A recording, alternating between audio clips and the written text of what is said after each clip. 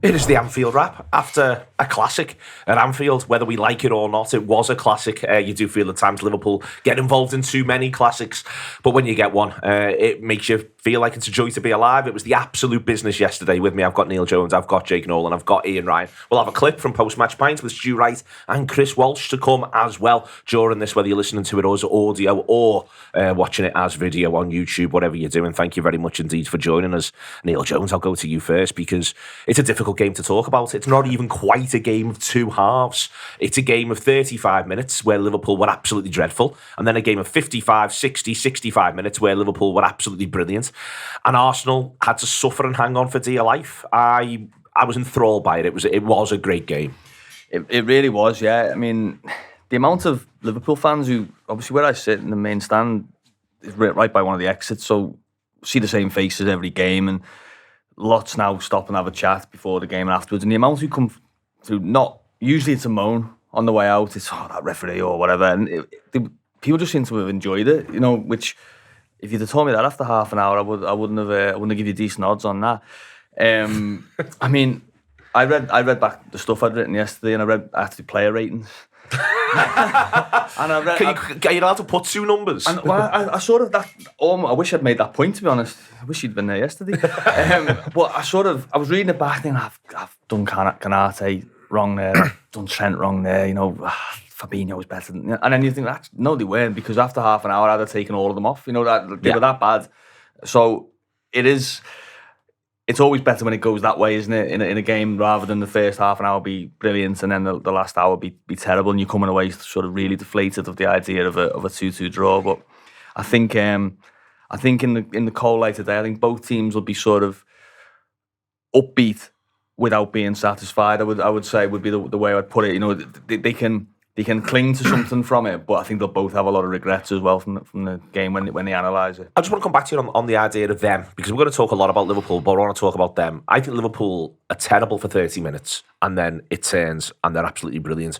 I don't think Arsenal are ever terrible. I think this is an important point. I think the hanging on, don't get me wrong, the battling, I thought the goalkeeper obviously plays well. I thought Gabriel was excellent throughout. I thought he was their outfield player who kept his head the best, because I think they begin to lose their minds a little bit. But I think it's worth pointing out that when Arsenal were on top, they either made Liverpool be awful or Liverpool were just awful. When Liverpool were on top, even though they were on top for longer, and I would almost say more emphatically on top, Arsenal never quite capitulates. They're never as bad as Liverpool were. Yeah, I think Arsenal made mistakes, and I think the manager made a mistake. When you bring on a centre back and going 5 at the back, I do think it sent a message. I think Arsenal could and should have taken more advantage of Liverpool in the second half. The obvious point to make is that when Liverpool weren't throwing everything at it, they were easy to play through. They should have been a lot easier to play through when they were throwing everything at it. Yeah. I mean, there was ample opportunity for Arsenal to break and do more than they did. I think that was the first time you saw Arsenal look over the edge and go, "Oh, this is the Premier League we're fighting for." And I also think you saw the limitations. I've had it all season. I think Arsenal have been brilliant, really, really good side, but they're not a side that belongs where they are at the moment. They're going to have to prove it, and they're going to have to surprise a lot of people. So, and I include the goalkeeper. I don't think the goalkeeper was as good as people make it out. I don't think he's as good.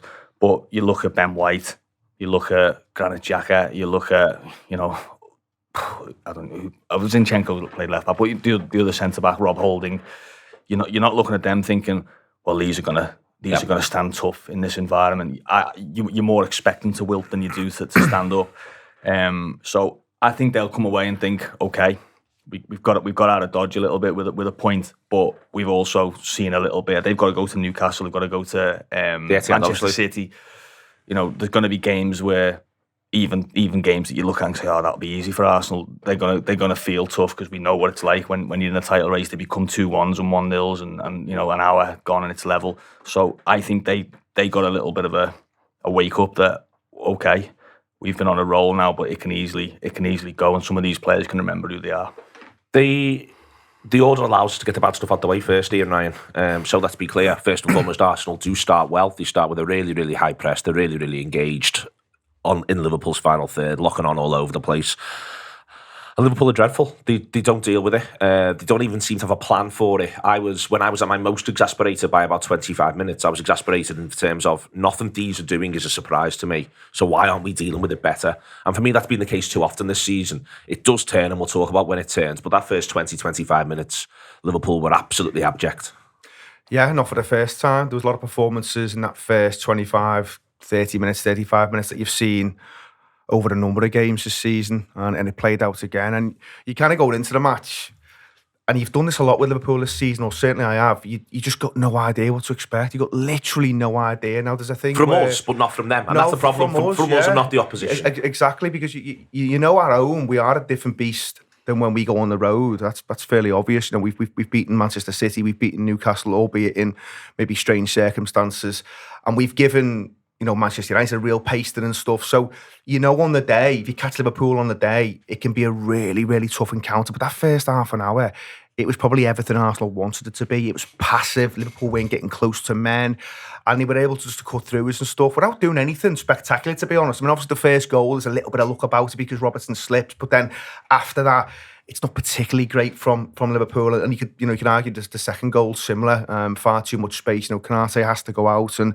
all of a sudden you're 2 down. But then you do get the reaction, and I think it was interesting. A lot of people have spoken about Granit Xhaka, and obviously he gets Liverpool fired up, and he does. But he literally plays like that all the time. That is Granit Xhaka, and he's been actually quite good for Arsenal this season. And I think they've not been involved in one of those games, so I think they'll come away from it thinking that's okay, because, as Neil said, they've not been to Manchester City, they've not been to Newcastle, they've been to Manchester United, but they probably should come out of that with a better result than they do. They fall into a little bit of a trap, but it wasn't like that. It wasn't like a bear pit for 60 minutes, because that's what it becomes. It becomes probably something that most of those Arsenal players have never experienced before. It becomes really on top, and there's some players in there who they would probably rather go into battle with, you know, maybe Saliba being one, where they'd want him to be part of that team, because I think he is someone you can count on. Rob Holding's probably not that guy, and you see that play out for maybe the kind of penalty and stuff. But I think both sides can look at it and say, in the grand scheme of things, the way the game ebbed and flowed, Liverpool could have been absolutely, you know, it could have been, you know, 3 or 4, and you wouldn't have had any complaints, because they were much the better team. And they had a feeling of that, and that's what you're panicking about. That's what you're thinking. This could get a bit naughty, and we could be on the end of something really bad. But it doesn't pan out that way. Liverpool find themselves, the ground find themselves, and some of that is because of Granit Xhaka. And then, you know, it becomes something totally different, and Arsenal struggle to live with it. The finding of themselves, Jake, it's firstly, let's be clear, it's actually frustrating. If they could find themselves 5 minutes before kick-off, that'd be great. They don't. But they do find themselves, and when it does happen, first and foremost, I mean, that's getting to the end of the show in a sense, but you want it to sustain now. Like, play angry like that all the time, please, because you should be angry. There's a lot of things you should be angry about, including each other. But play angry all the time, please, because when they do find themselves and they move into that phase, Liverpool, they are absolutely irresistible. They are practically impossible to face. As Ian says, the ground becomes a bear pit as well. That isn't good for Arsenal, but Liverpool just on the pitch are on Arsenal. All of a sudden, in such a way, it must have been like for those Arsenal players, they must have known what was going on. Where were these 5 minutes ago? It was like it just genuinely becomes a completely different game of football. Yeah, definitely. I mean, first and foremost, I want to know what they're eating for brekkie, because every game we seem to be starting incredibly lame. You know what I mean? Or what they're doing the night before. You know, that's what I'd be asking my team.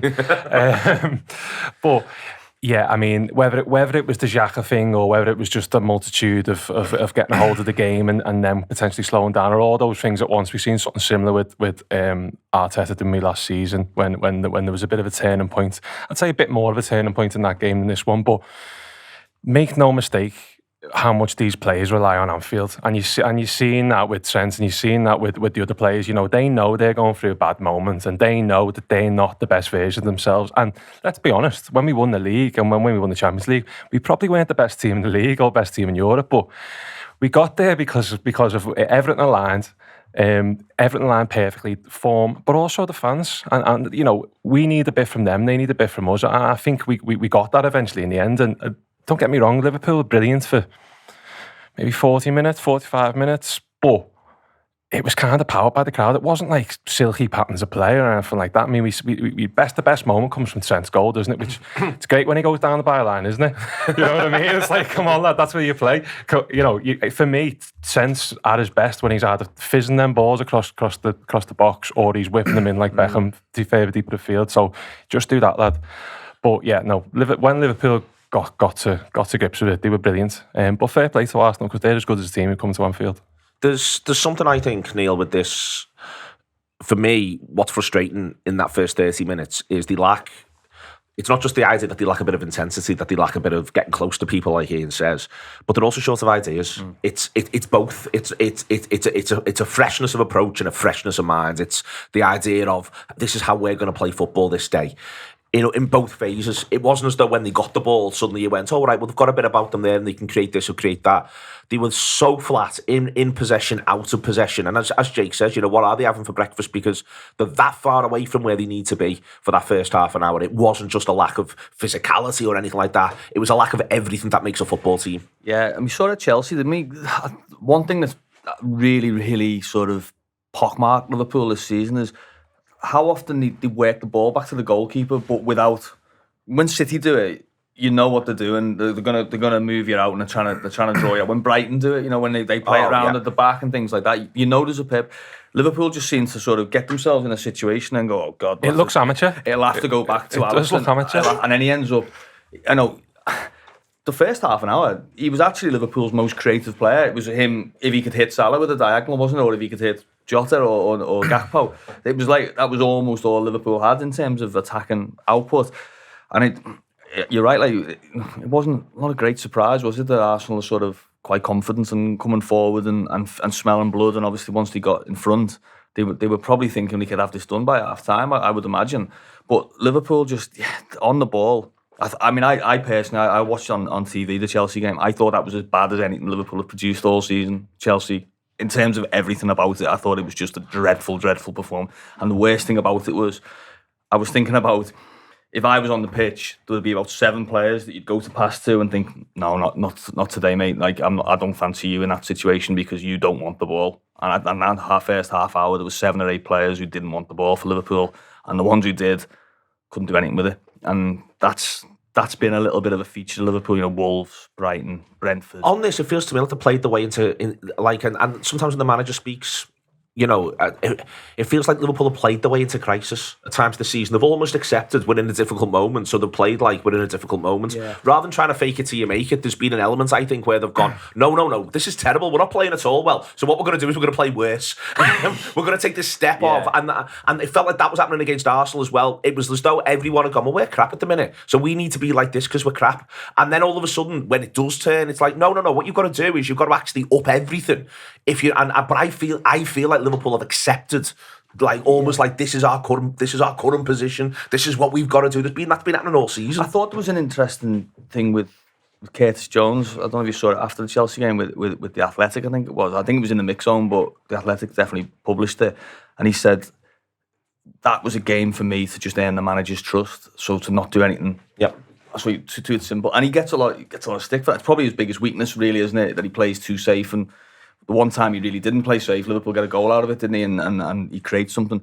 But I thought that was quite telling. It was sort of like you're not being yourself there, are you? You know, you sort of you're changing the way you play, and I think a few players have done that.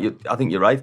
You know, you look at the form of certain players. I mean, Fabinho, again, he's probably the best example of the 35-55, wasn't he? Split, you know. 35 abject, 55 pretty good.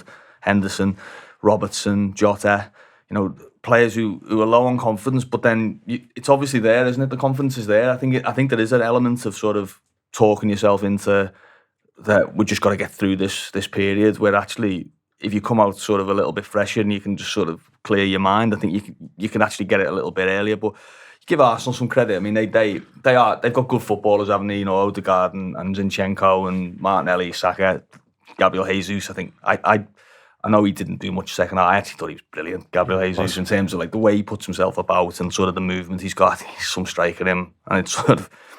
I think City might, if they don't win the league this season, I think City might look at that and go, yeah, probably shouldn't have done that, should we? But they've sold Arsenal, 2 of Arsenal's best 4 players. We definitely shouldn't have given them him.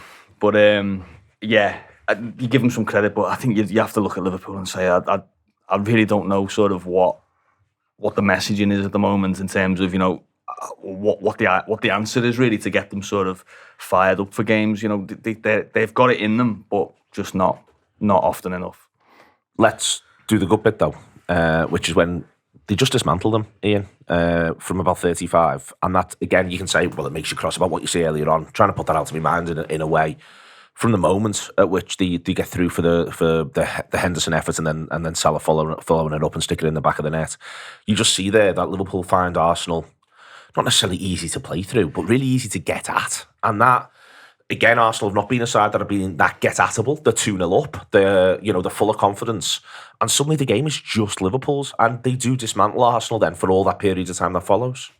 Yeah, they do. And I think, you can talk about being angry because of what goes on before in terms of those first 35, but you're also a little bit angry because of what you've seen throughout the season when you know that they are still capable of periods of play where they can still look like a little bit like the old Liverpool, maybe not quite at the level that we were talking about before where they were winning leagues and European Cups, I get that.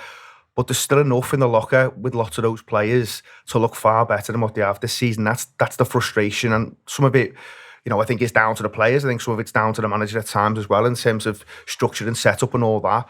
But it was a real reminder. And I think, Arsenal, as you said there, they've not been a team where you've been able to get at them that much. But I think most people have always felt there will be moments where you will and you can expose Arsenal. Neil talks about Jesus and Zinchenko there. The reason they go to Arsenal is because no one thinks they're a threat. Guardiola's not selling them to Arsenal. If he thinks for 1 second they're going to go from 5th to 1st, that's on no one's radar whatsoever. But they are more than the sum of their parts, and they've proven that this season. And there are a couple of real standouts, and Jesus being one. I thought he was good, whilst also being really annoying because he goes down an awful lot. But the fans, his manager, will love that because they were very good and very clever at times, just in terms of breaking momentum. So when Liverpool did look like it might get unbelievably on top, they were just trying to kill a bit of time and take a minute or two out the game. But credit to Liverpool, there's players still in that first goal that I thought had struggled but step up. Jota had I thought a tough afternoon really on the back of a tough game against Chelsea where you're thinking he's probably got to come off here, but the manager keeps him on, which felt like a bit of a strange decision at the time. But he's really cute and clever in that moment. And Henderson obviously kind of turns it towards Salah, but Jones has done well in the build-up as well. And then from there, you just felt like you hope Liverpool come out second half with the same kind of aggressiveness, and they did. And it got uncomfortable for Arsenal. And I think, I've listened to Arteta post-match, Odegaard as well. I think they're only too aware that at the end of the season, that could be a really good point for them. And I think the way the fixtures play out as well are interesting because City have got an FA Cup semi-final, and I think they've got Leicester before then. But Arsenal have got West Ham away at West Ham, but Newcastle have been there and pumped them for 5, and they've got Southampton at home. So there's opportunities there for Arsenal to still go into that game at the Etihad, still clear, and also they could have closed the goal difference out as well. So I think at the end of the season, they could be looking back at that point at Anfield and thinking, my God, that was some point. They were thinking it was some point, but the Liverpool players do stand up, Jake, and I want to start at the back in terms of talking about that. And I think Konate's 55 is just exceptional. It genuinely, I'll make the joke again. I made it on post-match pint, which we'll go over to in a second. But the joke I made was I was actually watching it with John Gibbons, and he turned to me and he went, "I'm at the point here where I'd forget man of the match. I'd give Konate the Ballon d'Or off the back of the second half." That's how good he was. I mean, he really, he won things he had no right to win. He won things that were out of his comfort zone in terms of position on the pitch. He won balls that just weren't even there. It didn't look like for a second. And there's one tackle in particular that he puts in. It's one of the great... Xhaka. Yeah, it is one of the great tackles at Anfield. It's the best thing anyone's done at Anfield this season. I'm including brilliant goals there. It was the epitome of, no, we've had enough of this and we're owning this now. And that was right the way through Konate's performance. It was genuine leadership.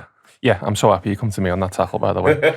Feels very on purpose. But no, listen, it's one of the greatest sights in football, and you don't get to see it enough when a tackle's clean like that, for obvious reasons. But for me, I am so impressed with him as a footballer. When he came, I didn't really know much about him, to be honest with you. And at the time, Gomez and Matip were performing to high levels, and Virgil van Dijk was an alien.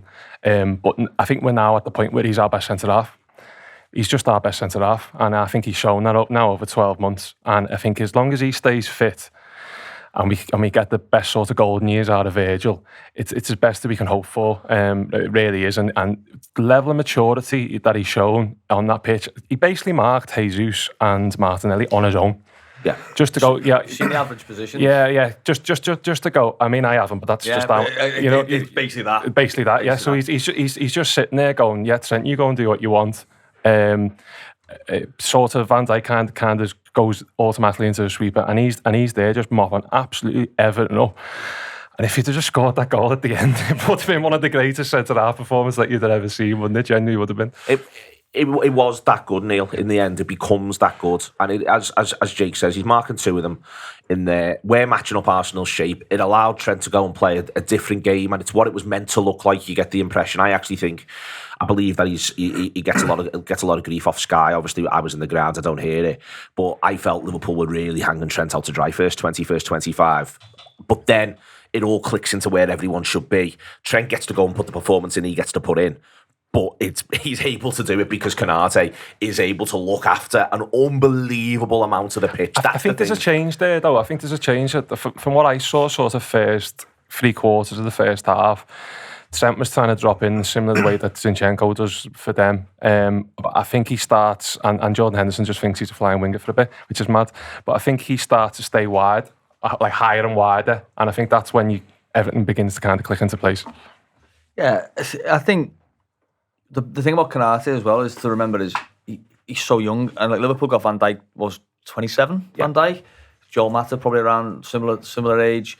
You know, you look at Sami Hyypiä and players like that. You know, they were sort of around. He's got that ahead of him, hopefully. You know, to come, and I know he played for France in the World Cup, wasn't he? You know, he could have been setting up the World Cup winning goal, couldn't he? You know, with his passing, he's got a lot about him. The question will be, you know, does he grow into the leadership role? Is he a second centre-back? You know, I think he's looked a little bit... I mean, Chelsea, I thought him and Matip were the shambles, to be fair, you know, in terms of the organisation between the two of them. So has he got that ability to be the dominant centre-back, or do Liverpool have to get another one after Van Dijk to go alongside him? But the potential he's got as a centre-back, you know, Saliba's had a lot of praise this season as he at Arsenal, and, you know, Konate's ahead of him in the pecking order with France. So I think Liverpool have got an absolute gem on their hands. And I think the thing I like most about him is he's obviously got size and speed, but he's got balance as well. And sort of, you know, he's not one of those who'll end up on the floor a lot and sort of, you know, goes over and over commits and things like that. He's in control of situations when he goes wide. And I think that's a massive plus if you're going to play in a team that's at the top of the table, especially one like Liverpool who's going to let the fullbacks go. You need to be able to handle yourself out wide, and we've seen other players. Matip, I think this season's been exposed in that area. I mean, Dejan Lovren's been exposed, you know, for years in those kind of positions. But he looks like he can handle it, and yeah, keeping him fit, keeping him on the pitch, big plus for Liverpool, definitely. Absolutely, thought he was great. And you've got to remember, you know, Liverpool are playing this, you know, they're still playing this high line, and I think sometimes it's made players look a little bit foolish. You know, you see it a little bit for the second goal, where if you're going to play that line, you have got to get positions right in midfield, and you have got to be in a position to be able to press. And Liverpool far too often this season have not been able to do that. You know, Jordan Henderson can't quite get across before the ball comes down the left-hand side, and then Trent gets a bit exposed. And I think, you know, the conversation around Trent, I think, has been interesting because Stu Wright said something on the show, I think, last week about, you know, national focus, national criticism versus local focus and criticism. I think there's something in that. It resonated with me. I've mentioned it on a couple of different shows where I think at times Trent does get exposed because of the system. You see it for that second goal. But I also think, you know, there are times where he probably could and should be doing a little bit better. You know, I don't think you're being fair and honest if you're not acknowledging at times that he probably could put the afterburners on in certain situations this season and get himself back into position. But I also think the national focus of overanalyzing every mistake he makes is ridiculous. Like, I'm looking forward to the Zinchenko one. Because David Lynch put a tweet out, didn't he, and said, can you imagine Trent getting nutmegged? Well, absolutely. For the last minute equaliser? That's the kind of thing that would tend to happen maybe in a training game. You know, last minute someone puts it through your legs, then puts a ball over. You know, even Trippier this season when we go to St James's makes a really bad mistake that leads to a goal. And he's terrible for the centre-off, Trippier. But Trippier's a good fullback, and I think we all accept that. Yeah. So we all watch the game, we all see the mistake, it plays out, we move on, case closed. We don't do that with Trent. We overanalyse, and I get it. But I think sometimes, because he's one of our own, we can be a little bit, well, we'll defend him to the hilt. And sometimes I'm not always sure that's the right way, because I think it is okay to have a fair and honest conversation about some of his defending this season. As I say, sometimes I think the manager's maybe not helped him with the structure and the setup, but there are times where he could and should be doing a little bit more. And I just wonder, Neil, as we're into this phase of maybe there's nothing to play for, because I think top four's gone now. And me and my half were talking at half time and thinking, well, if there are these games where there's not loads at stake, do you just try Trent in midfield for a little bit and let's have a little look at what it looks like? Because if it is a genuine question, how many times in seasons do you get an opportunity to try things? Because you're always playing for something. Liverpool should always be playing for something. They're not playing for anything now. There's 9 games to go, and they've got a genuine chance to have a look at a couple of things. And I just wonder, Leeds is on the horizon, but there's home games as well, but it should be a little bit more comfortable. Could maybe they just look at Trent in the middle of the park in different areas? You've always talked about a number 6. I think if he plays that role, he's got to be next to someone, obviously. But, number 8, does he quite get the room that he wants, that he can sometimes get a full-back? Maybe let's have a little look at it. Maybe we'll have a little look at it. The Whites still think they can get top 4, but they've got to win all 9. My only issue is, Neil, I think they get 27 points. But I don't. So the problem with this, my problem with this is they show yesterday exactly why they could win all 9, and they show yesterday exactly why they won't win all 9, and that's the problem. But I don't think it's enough. I think they get 27 points. There's almost too many teams in front of them now. I think if you're chasing one down, you can go, well, he's chasing one down, and it's UV them. But there's other teams. I mean, the 9 behind the Spurs team. How the fuck are they 9 behind Spurs? I don't know the game in hand. I've already told you, Neil. I can't wait for the Europa Conference. It's going to be great. Iron Apple away. I'm very much of the view. Firstly, I think Spurs are crap and they've still got to come to Anfield. United have lost Rashford and they've got too many fixtures in other competitions. They were good against Everton, but Everton made it very, very easy for them indeed. And I think that the Newcastle thing can burst again off 1 or 2 bad results. And Newcastle have actually got difficult games. They've still got to play City. They've still got to play Arsenal. If you want to talk about that, I think if you played City twice. Sorry? You've played City twice. They lost at the Etihad and they drew 3-3. At St James's early in the season. I don't remember them going to the Etihad. Yeah, they got beat 2-0.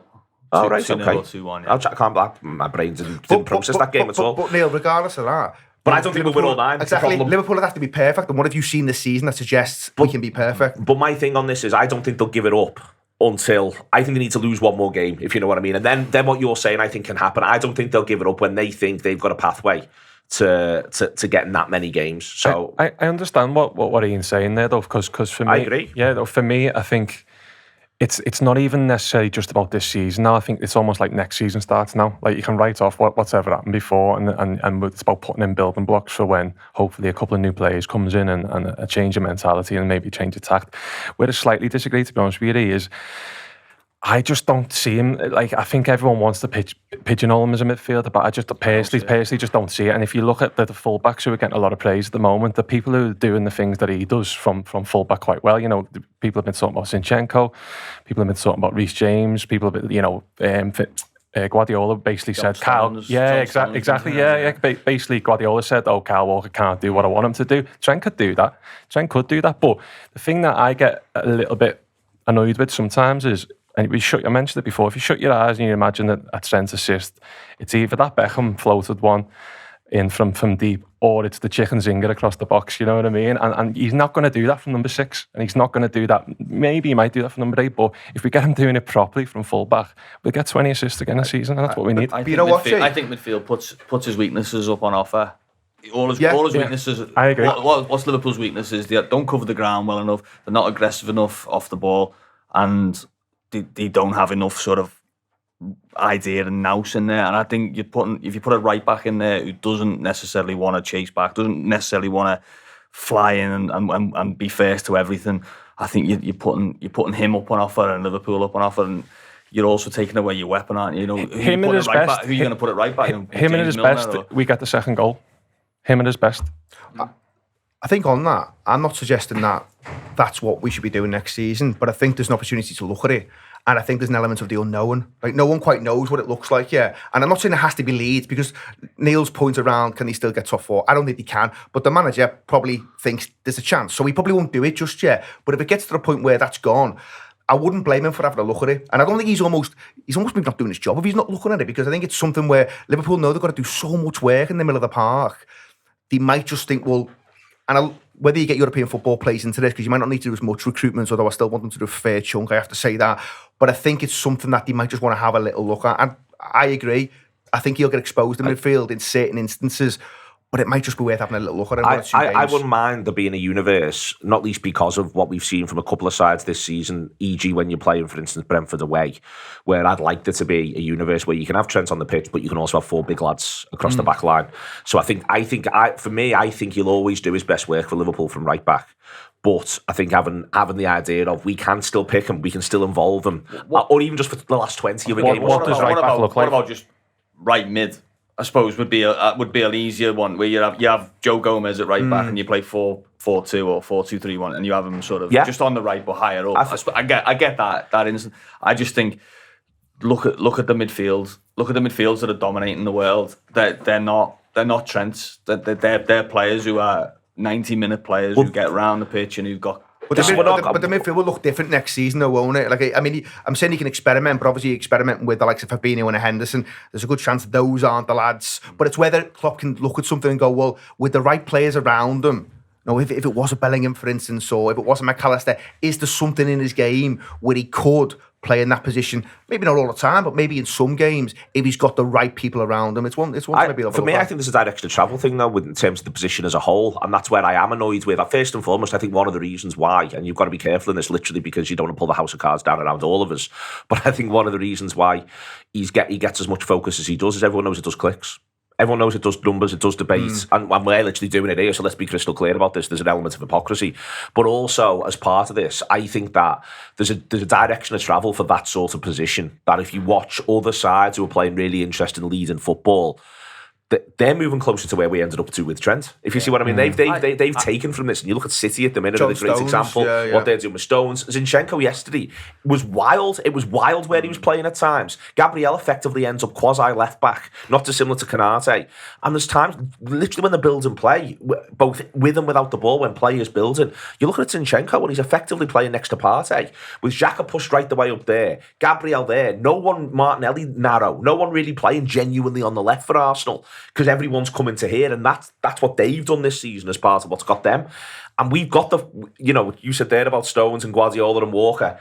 We potentially got the best one. Exactly. We've potentially got the best one. I think part of the debate around Trent comes down to just how high his talent level is, and that I think there's a frustration from a general public, not just Liverpool fans, that it's only really obvious things, and really it feels like really easy things. If you just run a bit more, or just move your feet a bit quicker, or just try and head. There was one in the second half which bounced, where he's like, you want him to go and smash him, and he doesn't. He backs off, and in the end, he actually wins the ball back and ends up going down the right. But it's almost like you can do the things we can't dream of doing. Just do the things that we can all do, that we all feel like we can do, and just go and mark someone for a second. And I think that's why the debate around Trent is maybe amplified, is because people can't believe the talent that he's got, but also they sort of to the opposite side, they can't believe the weaknesses that he's got. It's almost like how can you do that and not be able to do that? You should surely go in the middle. I said it a few times on there last night. I think if you're going to be a defender, and obviously when you're not as good as you've been, you see less of the ball, and therefore you come under more pressure. You've got to love defending. You've got to love the art of it. And I don't think he necessarily kind of loves the art of it in terms of getting back in and making those challenges. I don't think you can question his ability going the other way. He's one of them. He's a generational talent. He's unbelievable. He's here for the goal. It's ridiculous. But there's also other parts of the game yesterday where his passing is just off the scale. Like it just shouldn't be. He just shouldn't be that good with the ball, but he is that good with the ball. And I think it's a real interesting one for Liverpool in terms of what they do. I think it really is. The really strange thing about him is in a game with Odegaard and in a game with Thiago and in a game even with Mo Salah, the ball Salah puts through for Nunez for the one-on-one. The best passer of the ball in the pitch is Trent Alexander-Arnold. Hang on, just to go back to your point on direction of travel of the position, it is interesting, isn't it, that the three top teams in the league, City play 4 centre-backs a lot of the time. They play Ake and Stones as the right, or Akanji. Akanji, yeah. Obviously, Arsenal got Ben White, who's a converted centre-back, and Newcastle got an absolute giant at left-back in Dan Burn, who's, it's very different, isn't it? It did feel like sort of it was moving towards these like sort of quarterback, sort of right-backs all over the place. I know Trippier plays and Reece James and people like that, but it does feel like there's almost been, I don't know, is there just an element of almost separating the team a little bit and saying, oh, we're going to have these are going to stay back and then we're going to sort of move, we're going to have a creative sort of block of players. You might see that. I mean, maybe it's just the way the season's turned out, but City have sort of tossed off, one of the best fullback in the league potentially last season, haven't they, and given away to Bayern Munich. They've got rid of Zinchenko to Arsenal. Is there a sort of a little bit of a shift and sort of, no, we might actually need to have more defenders back there? This hasn't been said enough as well, I don't think, about this Liverpool team this season, in the sense of what we're talking about, of what we seen yesterday, was effectively, for me anyway, probably Liverpool's best team minus Curtis Jones for Thiago, and I think a lot of people would say that. We haven't had the chance to do that. Trent can't, I don't think he's had the chance to do it as much as he would like. I don't think he's had the chance to, if you swap Konate from that team, for example, and put Joe Gomez or Matip in there, Trent can't play there. If you swap Harvey Elliott for Henderson, he can't do that. It's so dependent on who's around there. And I think City can do that because they can drop X and put Y in. When we drop X and put B in. Such different players, and we're set up completely different week on week. All right, clip from post-match pint. Liverpool deserve nothing because you can't start football matches against top of the table at home like that. And Liverpool deserve everything because it's arguably, in terms of sheer fucking urgency, the best 50 minutes of football they played all season. This is a really weird football team, Stu. And in the end, Arsenal get out of jail. Gabriel plays brilliantly for them. Ramsdale plays brilliantly for them. But the rest of them are fucking passengers second half. Liverpool, the business, second half. But simultaneously, it's mad to say, it's got to be better. Yeah, it's got to be better. I mean, I hated them for the first 30 minutes. I hated them like I've never hated the Liverpool team more in my life. I absolutely despised everything I saw for the first 30 minutes. And then after that, they were tremendous. That last hour, they were everything that you'd want from a Liverpool team, except for the fact that I felt that they were banging on the door and would have been banging on the door till Christmas, until Bobby Firmino comes on. And I do think he unlocks them. I do think he is the difference maker in the team when he comes on. Or suddenly, there's someone who can hold the ball up and can see space ahead of them, and just bring others into play. I think it's just one more attacker though, Stu, in a way. Like, I think it's just one more, because Arsenal play in this mad shape that works brilliantly for them for 35 minutes, and then suddenly there's fucking gaps everywhere, and I'm not even clear who's playing centre half, if you know what I mean. No, I think it's more than that. Listen, I'm a big disclaimer here, I'm a massive Firmino fan, and I think we'll potentially rue letting him go in the summer. I'd love to see him being able to play that role next year, coming off the bench and helping us out in games, because for me everything makes sense when he comes onto the pitch. The other forwards, as I say, they could have been there till Christmas, and I'm not sure they'd have broke through. We had loads of the ball, we had loads of energy, loads of opportunity, but when he comes on, things just seem to gel, seem to come together. Someone with a brain puts the foot on the ball and is closing down. I mean, he hasn't got 90 minutes in to close down their defenders anymore, but he was able to do it for a good 20 minutes there. I'd like to have seen him sooner. You could go through the team and really wax lyrical about the performance after the first 30 minutes. Loads of things which were not functioning all of a sudden seem to work, but it shouldn't come to that. It shouldn't come to the fact we're 2-0 down, getting absolutely undressed at home, before we suddenly have to play angry. Welcome back. Let's talk about the other bits and pieces. That right side worked really, really well, Ian. But on the left, I think Robertson he's almost a little bit more dangled out. Salah, Henderson, Trent, they're a unit, they do what they do. It feels to me a little bit at times when it goes badly, it feels like Robertson's very much on his own. But even when it went well yesterday, I feel as though Robertson's almost left to be a little bit of a one-man left-hand side in there as well, in terms of the way in which he gets up and down. And you see him as another one of these performances, which is chalk and cheese. 35 minutes, he's absolutely nowhere. And for 55 minutes, he is the best cheese. Yeah, and obviously, he gets John Fashanu at half time, doesn't he? By the linesman, which is absolutely fucking wild. Just can't get over it, honestly. Just can't get over it. It is so mad. Someone put a piece out saying, or he's put out on Twitter saying, we've got to protect our linesmen at all costs. I'm thinking, fucking, that's some take. You know what I mean? I didn't know you followed Howard Webb. But someone's got him. So I think, I mean, what I would say is, And you've noticed it certainly in kind of recent games. Teams are no longer afraid to attack that side. So both Arsenal and City get joy and get goals from attacking, Liverpool's left-hand side. And I think, Robertson, there's been a lot of chop and change there as well. So I think when we talk about Sadio Mane leaving the club and obviously he moved central towards the end of his time, I think you can't underestimate just what a kind of link that was between those two footballers. And we know Sadio Mane's powers were waning from a wide forward point of view, but they had a real understanding and they played every game. They played every game together, and it's very different now, And Wijnaldum before that as well. Wijnaldum. So there was that three there was a really powerful three. Everyone knew each other's job, and that's something that's changed a lot. And Liverpool, obviously, because of the injuries, Luis Diaz got mentioned there. I think Luis Diaz was playing great for Liverpool. He was arguably, Liverpool's best outfield player until he gets injured. And it's obviously against Arsenal. I think he gets the injury, doesn't he? But I think they've missed him. And then, you've seen a little bit of Nunes in there. Then there's Jota in there. So there's not a great balance there. But I do think there's something around, Liverpool do look a little bit susceptible now, that side. And people are having a go with Van Dijk all of a sudden, at this kind of mythical status where no one would ever go down the side. And Trent would always get the kind of attack, wouldn't he? And as you always say, you've got to go somewhere. It doesn't feel like it's quite that anymore. Teams are willing to go everywhere. Go everywhere. Honestly, there's fucking gaps all over the show. So, and I think Van Dijk put something out on his social, and I'm paraphrasing slightly, but he talked about team performances not being as good, but also individual performances. And I think he's looking at himself and saying, I've been well below, but not too dissimilar to Trent. There's always a focus on Virgil. There's always a let's analyse his performances to kind of the really small degrees, and let's compare him to Terry and Vidic and people like that. I mean, good luck if you're playing Vidic in a high line, by the way, or even John Terry, who was a great centre half, but they're not able to play in a system that Liverpool operate. Let's have it right. And John Terry's one of the greats at the Premier League at doing what he did, but he wouldn't play that high up the pitch because he'd get exposed. So you've got to remember all that when you're talking about kind of systems and setups and who's good and who's not.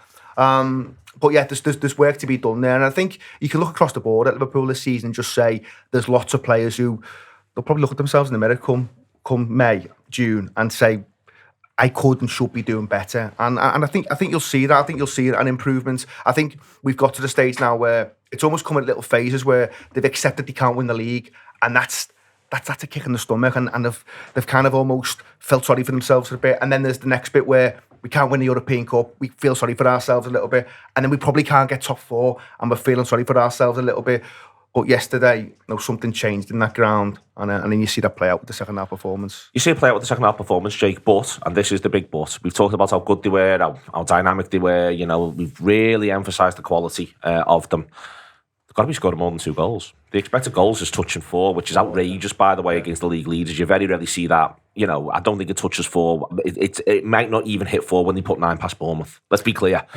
You've got to, in that instance, there's 2 very obvious, misses. One's the pen, the other one's the Nunez one-on-one. There's obviously the Konate thing late. There's other stuff late as well. They've got to be scoring more than 2 goals under that circumstance. We've been very nice about them in a number of ways, the way in which they turn it, but haven't turned it. They've just got to be more clinical. They really have, because if they are more clinical, you win that game 4-2. Yeah, I mean, it helps if Salah puts in that pen, doesn't it? But in a lot, it does help.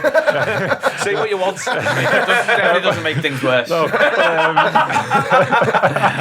but what I would say is I was almost as pissed off with Darwin's miss than I was the pen in a lot of ways, because for me it just kind of felt like a similar instance. It kind of felt, you mentioned before that Ramsdale's coming out of his goal in an absolute mess. It felt like he had that all the time in the world, and it's like Ramsdale did a Dean Henderson and made himself smaller. Yeah. I was stunned by it. But also it's like, what do you want your chance to fall to your inside left forward position? That's like. That's like what he should be calling. He should be curving it in the corner. He should be going through the keeper's legs. He can chip the keeper if he wants. He could be doing all those things except just like toe it at the keeper. You know what I mean? Half run into him in the process. Yeah, exactly. So and the pace he's got to burn. But I think that's what I was talking about before, all stemming back to the Trent thing from fullback as well. Because the thing that you get chances from having a way of playing, having a pattern of play and all that.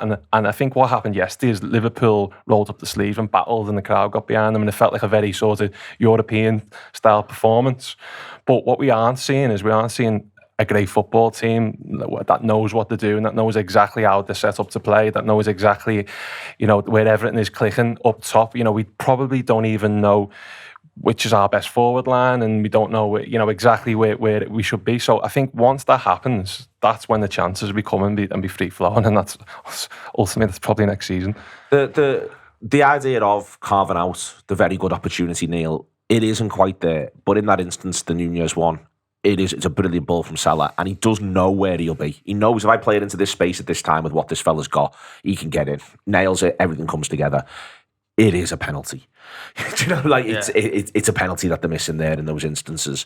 I do think that they showed over and over Liverpool that they are able to get into the penalty box of the league leaders with ease, and they should do a bit better when they get there in general. Was the stat? 19 shots in the penalty area, the most ever against Arsenal. Yeah.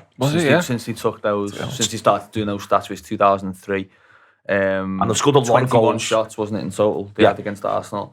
I mean, I think I've been speaking to someone, or a couple of people at Liverpool this season on the technical side, after games, you just have that text exchange, and one of the things, the second ball, win the second ball, win the game, win the second ball, win the game, and Liverpool won the second ball for an hour and should have won the game, shouldn't he? Sustaining attacks, I think Gary Neville uses that phrase. Keeping the ball alive. Sustain. How many times did Arsenal clear it and it looked aimless because Liverpool had players in the right position to just pick up the second ball? Thiago done it really well when he come on. The two centre-backs done it really well.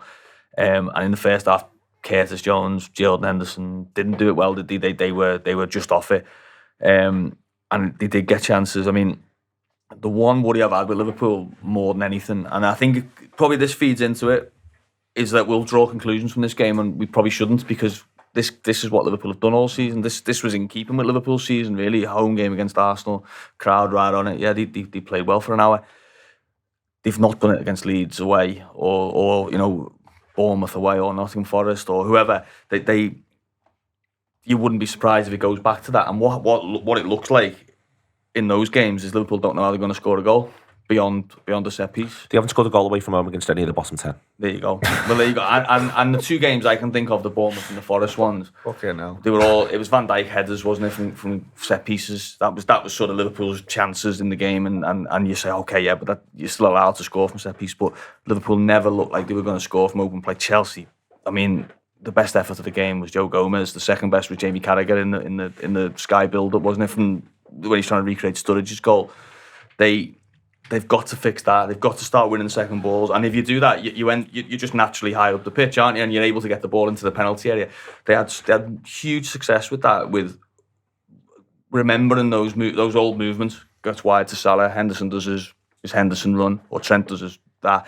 And that's how they get the goal in the end, isn't it? From sort of keeping the ball alive, keeping the ball moving, and remembering those little automations that they've had for years, where it's like, you know what, when we get in that position, it goes there and it goes across the box, and then we've got bodies in there, and that's just not been there, has it, in enough games this season. It's been there in certain games, Manchester United, and I thought Everton, they played pretty well in that regard. There's been other ones, but you want to see it now away from home. They do it brilliantly at Newcastle. For the 15 minutes before it goes to... I missed that game, to be fair. But for the 15-20 minutes, the away game at Newcastle, they keep things alive brilliantly. They build pressure really, really well. There's so many games away from home where they haven't, and I want to talk about that. That's what they do to Arsenal in this game. They break them in. Through those periods, they create those chances that they create by breaking them, by effectively just keeping it alive. And you talked before, I want to get onto the officiating and the time wasting. Arsenal basically flag that, because Arsenal are desperate to take momentum away from the game. Yeah. And I think away from home, Liverpool have been terrible at allowing the other team to dictate, allowing the other team to decide the pace the game's played at. And you get to see yesterday, Liverpool, when it was played on Liverpool's terms, and games have not been played on Liverpool's terms enough, but when that's played on Liverpool's terms, Arsenal can't live with it, they can't cope with it. And they're absolutely desperate to stop it from happening at every opportunity.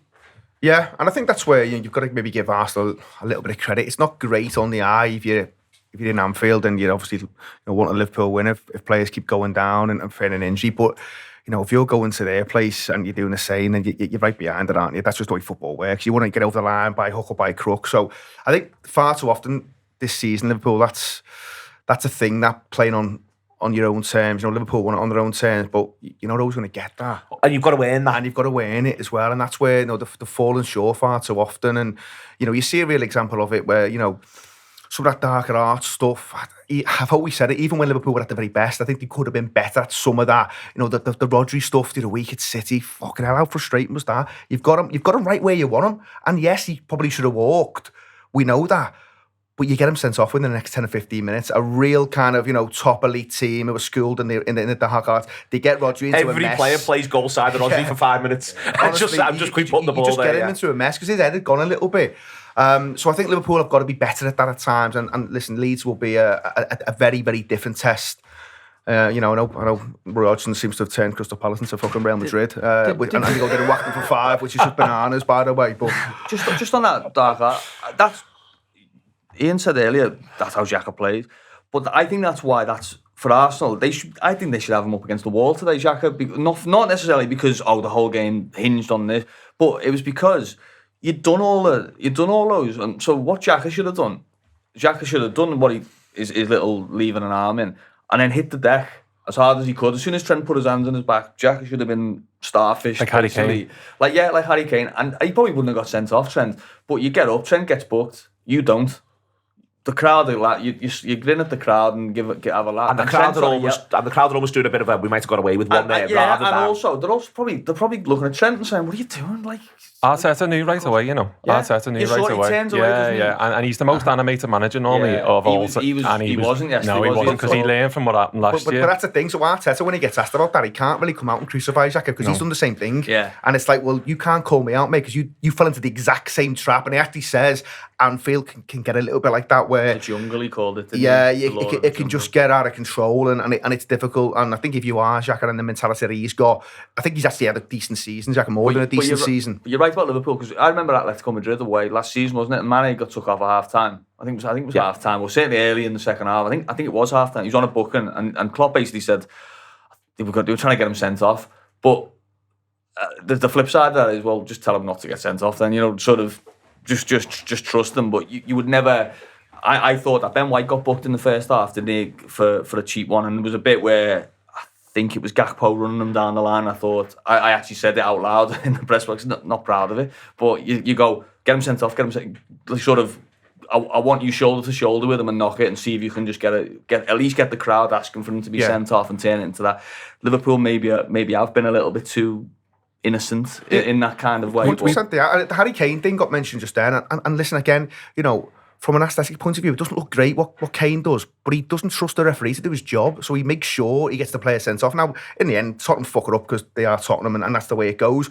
But if they were going for a title and they win that game 1-0 and he scores a penalty and he gets his opponent sent off, because it is a red card offence, but you can't always trust what the officials are going to do, then if you're a Spurs fan, you're going, well, he's done his fucking job. At the last minute, Salah should just go down. When he's pulled back, he's got 2 hands. He should just go down. He fights for it, or to do the full hit. He should, and Kane would have got a pen. Yeah, but it is a penalty. It is a penalty. 2 penalties potentially on Salah. There's one where he puts it over the bar on the volley where Tierney, I think it's Tierney, it's got hold of him, and you think. But if you stay on your feet, you're never getting that decision. Yeah. We arguably should have done more to get the linesman sent off as well. Robertson's got to go down, hasn't he? Robertson's got to hit the deck. He's got to hit the deck there, make the points. On the whole officiating gamesmanship stuff, Neil, I'm fine with, as far as I'm concerned, it's a game. You've got officials. You push the boundaries. They've got to make the smart decisions. I'm not one for morality in football at all. But there's one thing that I think has got to stop with professionals, and I think it's the feigning head injuries. Yeah. I thought you were going to say lines. No, not lines. No, we'll come on to that in a minute. That is in the agenda. Yeah, we're going to come on to that in a minute. But I genuinely, I think the feigning the head, and up to and including, we always hear about the captain's WhatsApps and all that sort of stuff. And I think in the summer, they've got to start talking to each other and saying, lads, everything's on the agenda. Fill your fucking boots. But don't feign head injuries, because in the end, it's going to end up in a really murky place, I think. That rule is in there to protect the footballers in a lot of ways. Yeah. And I genuinely now I'm of the view it is being abused, and Arsenal abused it yesterday. Yeah, I agree. And it's not just Arsenal, obviously. No, it's not. And it's not. It's until it's stamped out. It's smart, isn't it? It's clever. Ramsdale started, doesn't he, with something in his eye, isn't it? And Arsenal suddenly have these water bottles ready to give out to the players on the side. I've got a mate who's a referee, and he said he only very, very low level, sort of literally Saturday League park football. But he said you're getting it, and he said there's nothing you can do. He said because if someone shouts it's a head injury, you can't take the risk and not stop the game. You've got to do it. I agree.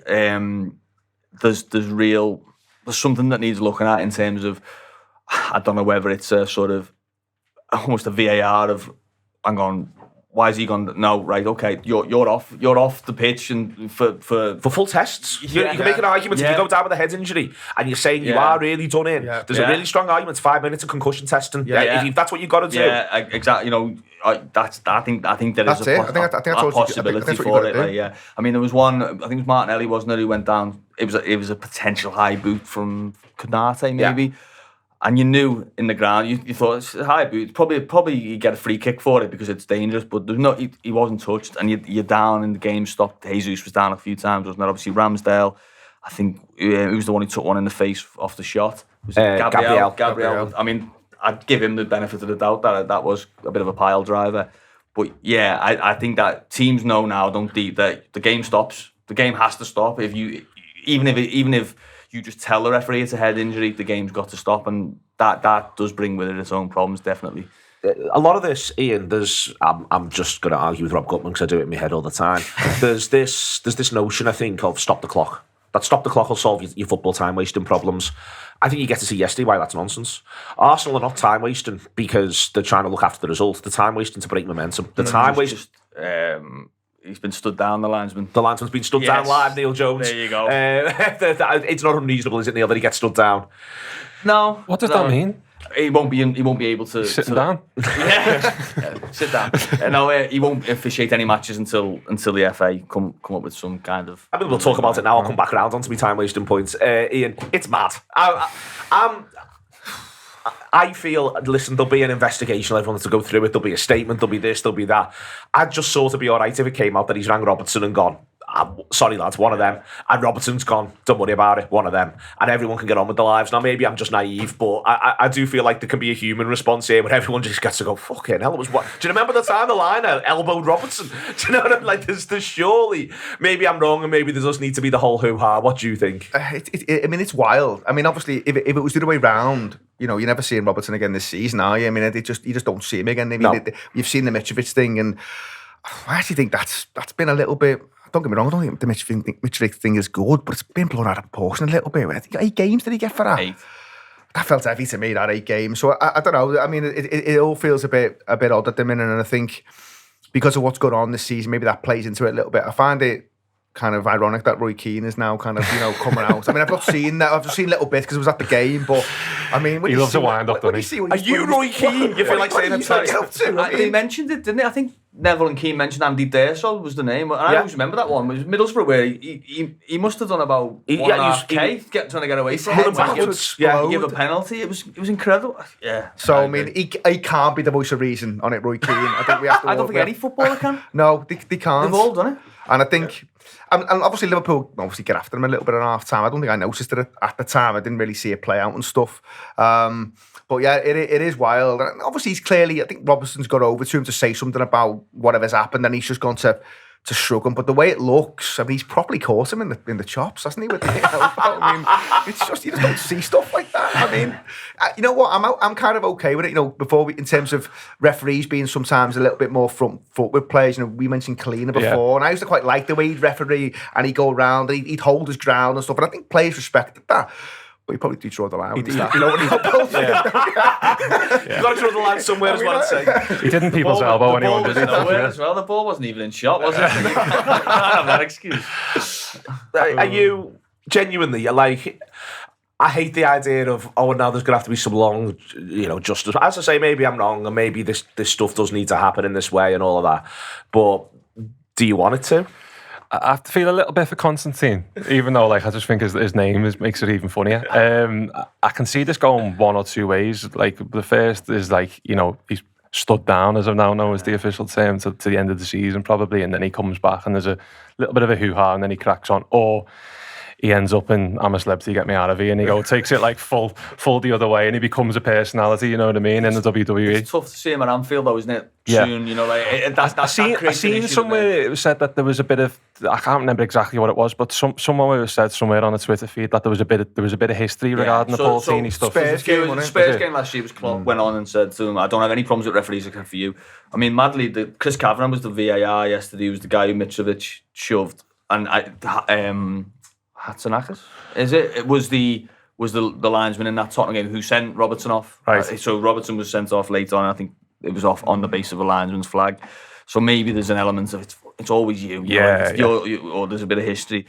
I think you've also got to factor in, we're talking about Anfield being a bear pit, and like they're there, you know. They're humans. They're experiencing that, you know, like he might have just had 10 minutes of just solid sort of abuse off the fans, the technical area. I mean, although Kenny's doing his job, he has. Yeah, you know what I mean? yeah, exactly. Yeah. So if he's getting that, and he's just thinking, I want to get to the dressing room, just 15 minutes of clear my head, and then someone comes there, you can see we've all done things where you almost as soon as you do it, you go, oh God, you know, like, sorry about that, mate. But it's probably hard for the referee and an official, especially when he's been pumping iron all week. Yeah, you know what I mean? I'm gonna say he's got a bit of show on him, hasn't he? Like, there is just like my thing on it though. I agree that I think there's room for sort of a grown up sort of take your medicine. Okay, next weekend we don't see you. Take you out the 5 line, but just quietly come back in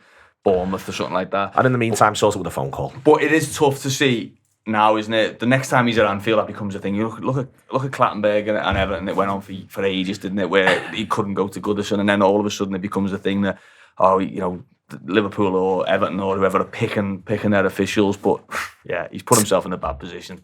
Harry Kane goes down, by the way.